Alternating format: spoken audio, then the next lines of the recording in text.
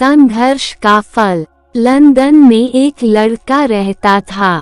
वह बहुत गरीब था, इसलिए पेट पालने के लिए उसे निरंतर काम करना पड़ता था।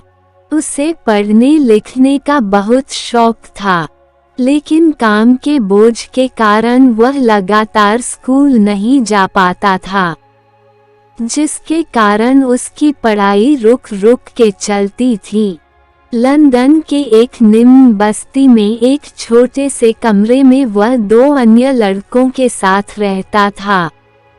वे दोनों लड़के भी उसी की तरह दिन भर काम करते थे। जब काम से फुर्सत मिलती वे दोनों लड़के मनोरंजन में जुट जाते, जबकि यह पुस्तकें निकाल कर पढ़ना शुरू कर देता।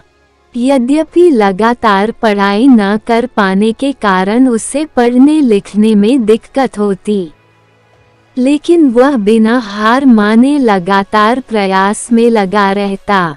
उसके साथ ही लड़के उसे चिढ़ाते कि काम से फुर्सत के बाद सब मनोरंजन करते हैं, लेकिन ये पढ़ाकू महोदय किताबों से खेलते हैं।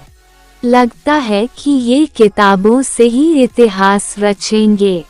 उनकी बातें सुनकर वह मुस्कुरा देता। धीरे लगातार संघर्ष और प्रयास से वह अच्छा लिखने लगा। उसने कहानियाँ लिखनी शुरू की। सर्वप्रथम वह अपने उन्हीं मित्रों को अपनी कहानियाँ पढ़कर सुनाता। कभी कभी वे प्रशंसा करते, किंतु अधिकांशतः वे उसकी कहानियों का मजाक उड़ाते। लेकिन लड़के पर कोई फर्क नहीं पड़ता। धीरे धीरे उसने कहानियां समाचार पत्रों में छपने के लिए भेजनी शुरू कर दी। वह कहानियां भेजता रहा और समाचार पत्र उसकी कहानियों को रिजेक्ट करते रहे, लेकिन उसने हार नहीं मानी। आखिरकार एक दिन उसकी एक कहानी एक प्रतिष्ठित समाचार पत्र में छपी।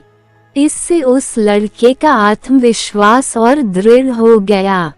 वह लगातार लिखता रहा और बहुत बड़ा उपन्यासकार बना। आज लंदन ही नहीं अपितु पूरा विश्व उस संघर्षशील लड़के को चार्ल्स डिकेंस के नाम से जानता है। कहानी की सीख।